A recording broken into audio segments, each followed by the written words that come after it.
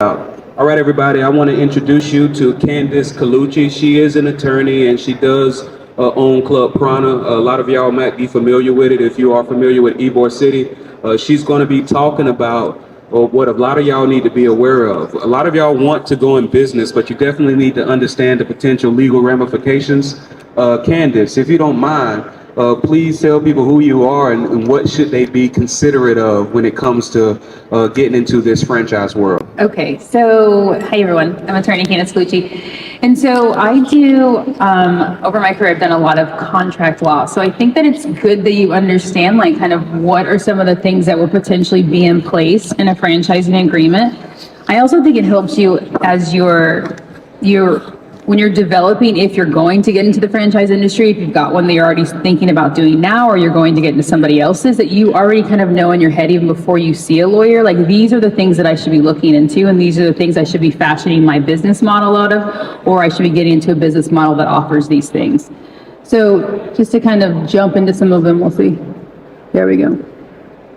Okay, so contract. It is so important that anything you do in your life that you have a contract in place before it all goes wrong, right? And you want to think about all the worst case scenarios that could happen. That is what you do. When people get into a relationship with someone, their friend, their family, they always go, I'm good friends with this person. It's not going to go wrong. Like, we were able to do this and this. We were able to plan a vacation together. We definitely can go into business together. Let me tell you, even your family members, it should be very clear of what are everybody's duties, roles, and responsibilities in a contract before you start. And your assumption should always be, assume every single thing is gonna go wrong. That's what you should always be thinking before you start something. So some of the things that you're looking at when you're doing the franchise agreement is you're making sure you have the grant of the franchise rights, that you're talking about what does this mean as far as your trademark marks. Have you created the trademarks? Are they created or not? Are you going to have a trademark? Do you have a copyright? Do you have a trademark? And what are you granting to this other person, or what is being granted to you? What is your rights around this trademark? What are the term and renewals of that contract? That is huge. How long is the contract for? And how does the contract renew? Is it an automatic renewal? Do you have to give notice when you're renewing it? What are those things? What is the territory and exclusivity? That is huge when it comes to the franchise agreements. What type of exclusivity do you have to that area? Can they sell it to somebody else? Do you have first right of refusal in that area? That is huge. You want to assume in your head that this franchise is going to go huge. It's going to be so big. It's going to be as successful as you want it to be. And you don't want to be limited in a certain area, but you also don't want there to be ability that somebody else can just come in and get another location that's really close to you. What is the location? What does it look like? How far out do you have that territory right for? What's the radius around how far out your location is, and how close can they put another location? I mean, you look at something like McDonald's that are on every single corner, well, that's their agreement. Their agreement is, hey, we'll give you a location here, but make no mistake, we also have the right to always put another McDonald's within this radius of your place. And that's something that you want to know going into a business. I want to know how close can the next location be if this does take off. Fees and royalties, obviously that's something you guys are seeing. What is the way that's going to be? What are you okay with if you're going to franchise it out, or are you going into a franchise agreement? What's the way that you're going to get paid, or the way that you're paying somebody else?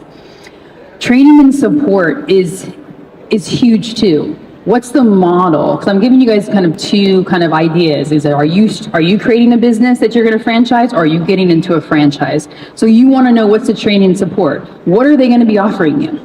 If you're getting into a franchise, what are they saying to you? Because we were just talking the other day about one of the franchise agreements that I was working with a client on was a newer, I guess I'm going to use the name, but it's a newer business. It's one of those workout fads. And they said, listen, we just want a flat fee each month. Like, that's all we want. And everybody saw that as like, oh my God, that's amazing. Like, oh, that's fantastic. They're not taking a percentage of my money. Well, guess what that also means? They're not vested in the ultimate success of your business.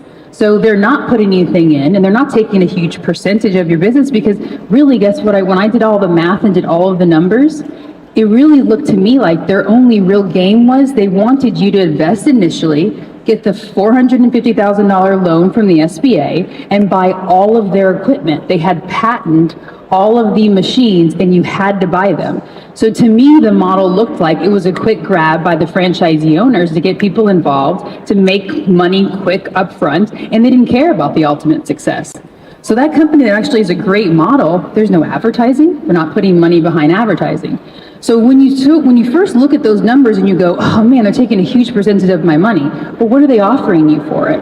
Right? So we were talking about something like not always going back to like McDonald's, but we're going back to saying, listen, every third commercial is a McDonald's commercial. So you have a guaranteed of success, even though they're taking a huge percentage. So like the model for McDonald's you're gonna make a lot if you have a lot of them, right? So you really have to kind of look at those things and analyze them from all the perspectives and not just go look at something and go, okay, this isn't gonna work for me, but what's the consequences, what's the benefits of potentially that model?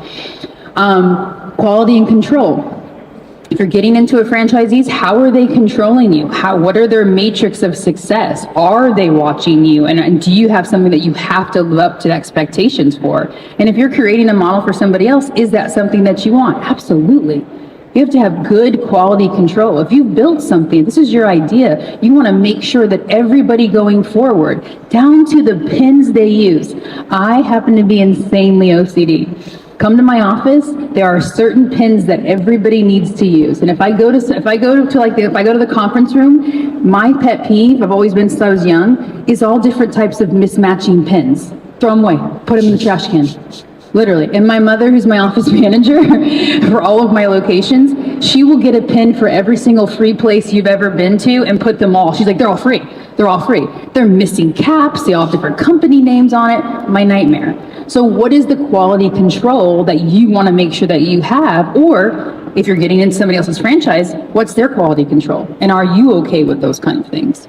So it seems like what you're saying is, even if it's a great business model, don't worry about what they're saying orally. Make sure what they're saying orally is matched in the contract. And even if it's a profitable, great business model, make sure you like the owners and whatever their OCD is. Because in order to have a successful company, usually the owners have a certain OCD. Make sure their OCD matches your OCD. Yes, yeah, your OCD matches their OCD. It's a good way to say it, because absolutely. But making sure everything's in writing. So just a little note so you guys can understand this, because people don't get this at all.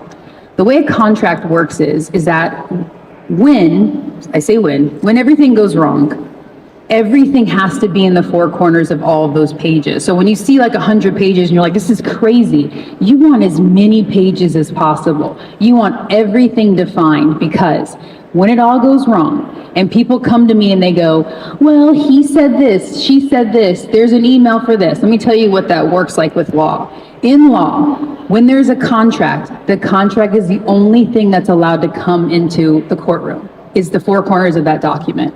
And so when you start saying, well, we talked about this and we added this and we said that, every time there's a new agreement, after you sign the initial one, you have to make an addendum to that contract, where it means somebody else puts it in writing, and you literally write on the top of the document that this addendum is altering the original contract that was signed on this date, and here's our new agreement. Other than that, think about it in your head, nothing else is allowed to come into court. So think about that in your life, like that people don't think about something as simple as that. That's why every single thing has to be in that document. Yeah, and you told me about that. I believe it's referred to as the parole evidence rule. Yes. An oral agreement is just as strong as a written agreement, but once the agreement gets put into writing, then that written agreement cannot be changed without another written agreement. And I think, in addition to what you said, it might seem intuitively like a good idea to have a flat rate. Just like it might seem intuitively, guess what? I got into this franchise and I didn't even have to sign anything.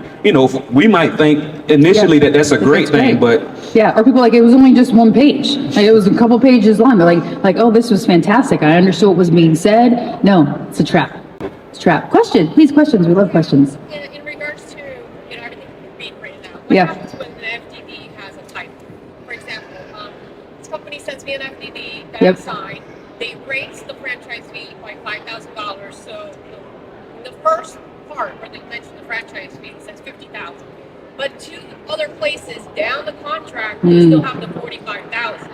So What happens So in that? that, And just to repeat the question for Yep. the people, what happens when the franchise agreement, the FDD, the franchise disclosure document, has a typo? yes.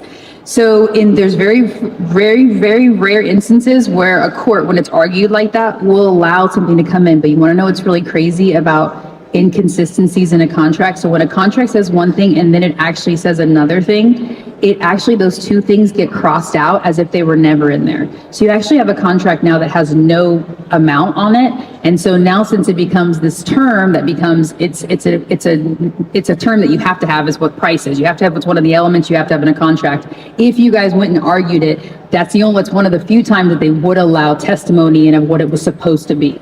Like anything else that would help define that essential term, which would have been price in. So that's why it's really crazy. You got to make sure you watch those things, because any type of inconsistencies in a contract are read as if they cross each other out and as if they never existed in the contract ever. Yeah, it's a scary concept.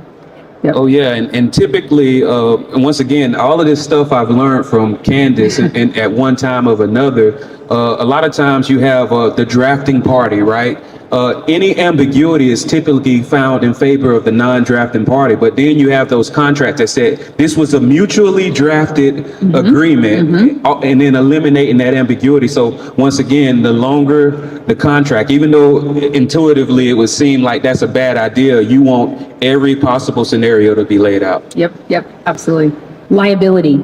Viability is super important. That was another attorney who was talking about. We got 5 minutes. Another attorney was talking about what is the liability situation. So if you have a franchise and you're creating it, you want to make sure that there's zero liability for you. You want to make sure that you're requiring anybody else takes a franchise that they have their own insurance.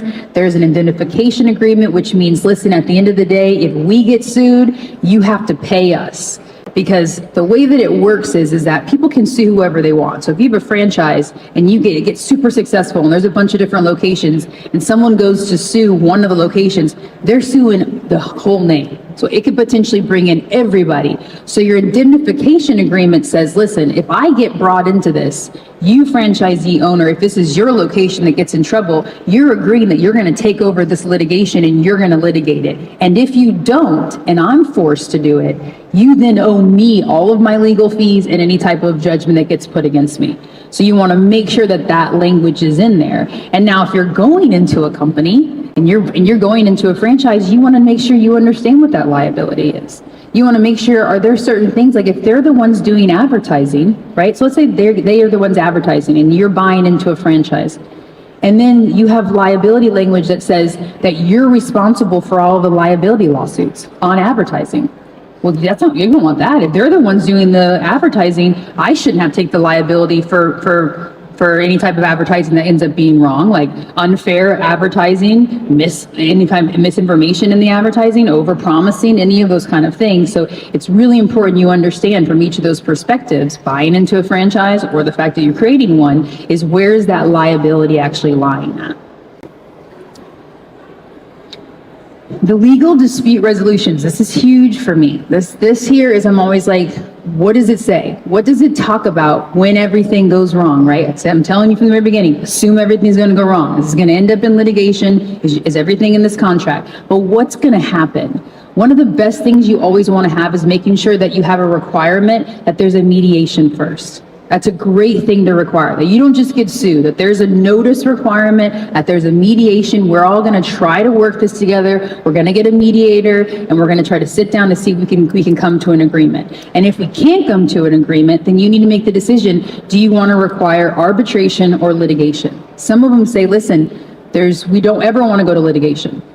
And we just want to arbitrate. And arbitrate is a quasi version where you can't file a lawsuit. You have to file an arbitration kind of petition with this kind of semi-quasi company where there's like judges that are supposed to be overseeing it.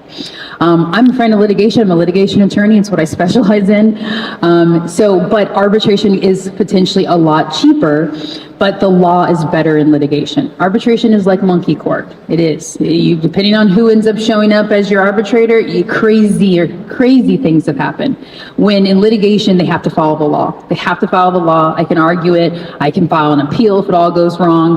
I'm a jury trial specialist, so I would rather go to a jury trial. But you may decide I don't. I'd rather it always be on an arbitration basis. And where's the governing law at? That is huge. If it all goes wrong, where is the agreement that I have to litigate? I have had people sign agreements in Florida that their arbitration clause is in California, which means they're not paying attention that if it all goes wrong, guess who they have to do? They have to hire an attorney in California, in a city they don't live in. They have to fly to there for all of the hearings, and now they've been at a disadvantage. The last thing I'll make sure you guys know is, sure most of you guys have heard, but the FTC has now determined that non-competes are not allowed in contracts, but there are specific requirements that allow them.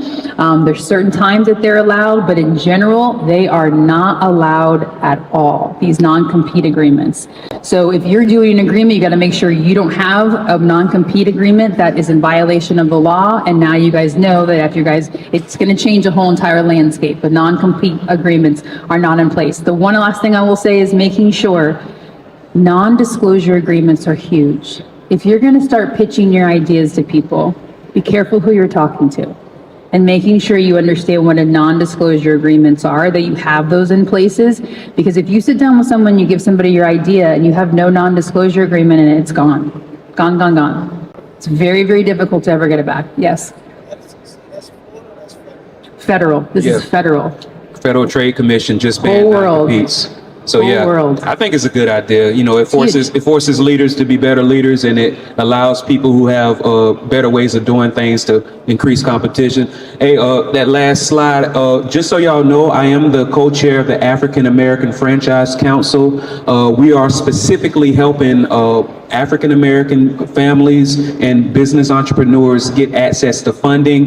Candice will be joining the African American Franchise Council. Yes. So if that's somebody you want to have access to, please reach out to Candice Colucci. One moment. And this is how, please take a picture of this screen. This is how you can get in touch with Candice Colucci. Candice, thank you so much for sharing your knowledge. Thank you so much for having me. And guys, dream big, go for it. You get one life. I'm like, it's great that you guys are here getting the education you need. This is where you start and where you should grow, but just do it.